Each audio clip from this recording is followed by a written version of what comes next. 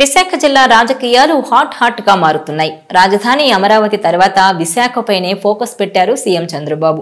పలు కంపెనీలు విశాఖ వైపే చూస్తున్నాయి. ఇదిలా ఉంటే ఉత్తరాంధ్రలో కీలకమైన విశాఖను డెవలప్ చేస్తే అక్కడ తమకు తిరుగుండదనే యోచనలో ఉన్నారు సీఎం చంద్రబాబు. అందుకే తీర ప్రాంత నగరంపై స్పెషల్ గా దృష్టి పెట్టారు. దీంతో అక్కడ రాజకీయం కూడా ఆసక్తికరంగా మారుతోంది. అయితే విశాఖ జిల్లాలో ముఖ్యంగా భీమిలి నియోజకవర్గం స్పెషల్ గా ఉంటుంది.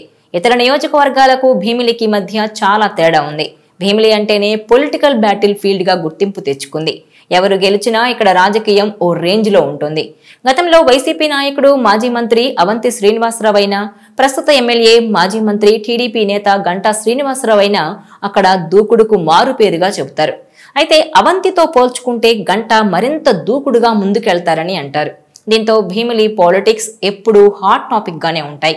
అయితే ఏడాది కాలంగా అక్కడ సైలెంట్ రాజకీయాలు జరుగుతున్నాయన్న ప్రచారం జరుగుతోంది. అంతేకాదు అసలు ప్రతిపక్షమే లేని నియోజకవర్గాల్లో భీమిలి కూడా ఒకటిగా మారిపోయింది. గతేడాది ఎన్నికల్లో ఓడిపోయిన అవంతి శ్రీనివాస్ వైసీపీకి రాజీనామా చేశారు. దీంతో అక్కడ వైసీపీకి బలమైన నేతలే లేకుండా పోయారు. ఇక అవంతి టీడీపీలో చేరతారని అందరూ అనుకున్నారు. కానీ అలా జరగలేదు.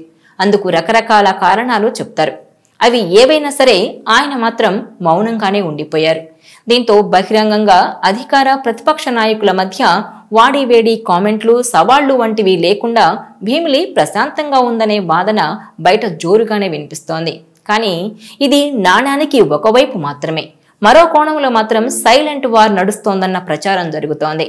వైసీపీకి రాజీనామా చేసిన తర్వాత అవంతి టీడీపీలోకి వెళ్తారనుకున్నా తనను చేరకుండా అడ్డుకుంటున్నారని అవంతి వాపోతున్నారట. దీనికి ప్రస్తుత ఎమ్మెల్యే గంటానే కారణమని కూడా ఆయన అంతర్గత చర్చల్లో చెబుతున్నట్టు వార్తలు వస్తున్నాయి. వారానికి ఒకసారి తన అనుచరులతో భేటీ అవుతున్న ఆయన వారి అభిప్రాయాలు కూడా తీసుకుంటున్నారట. ఇదిలా ఉంటే గంటా శ్రీనివాసరావు ఈ విషయాన్ని మౌనంగా చూస్తూ ఉన్నారని చెప్తున్నారు. ఆయన ఎక్కడా పెదవి విప్పడం లేదని సైలెంట్ గా చేసుకుపోతున్నారని అంటున్నారు. కనీసం అవంతి గురించి కూడా ఎక్కడా మాట్లాడటం లేదట.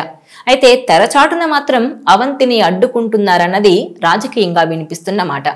ఇదిలా ఉంటే గంటాకు ప్రస్తుత మంత్రివర్గంలో చోటు లేకపోవడంతో పాటు తనకు పార్టీలో ప్రాధాన్యత లేకుండా పోయిందనే చర్చ అయితే ఆయన అనుచరుల్లో ఉన్నట్టు తెలుస్తోంది. ఇక ఉత్తరాంధ్రలో కీలకమైన జిల్లాగా ఉన్న విశాఖలో గంటా శ్రీనివాసరావు, అవంతి శ్రీనివాసులు రాజకీయంగా సుపరిచితులే. ఇద్దరు మంత్రులుగా చేశారు. జిల్లా రాజకీయాల్లో ఎక్కువ సార్లు విజయమే వరించిన నేతలుగా పేరు తెచ్చుకున్నారు. ఇంకా విచిత్రం ఏంటంటే వీళ్ళిద్దరూ గురు శిష్యులుగా పేరు తెచ్చుకున్నారు.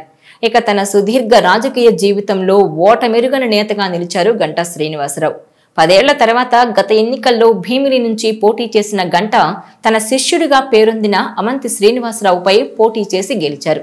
దీంతో వైసీపీకి రాజీనామా చేసిన అవంతి టీడీపీలోకి వచ్చేందుకు ప్రయత్నిస్తున్నా గానీ గంటానే అడ్డుపడుతున్నారన్న చర్చ నడుస్తోంది. ఓవరాల్ గా చూస్తే భీమిలిలో బహిరంగ రాజకీయాలు లేకపోయినా సైలెంట్ వార్ అయితే ఇటు గంటా అటు అవంతి మధ్య నడుస్తున్నట్టుగా ప్రచారం అయితే జరుగుతోంది. ఈ వీడియో మీకు నచ్చినట్లయితే please share, like and subscribe.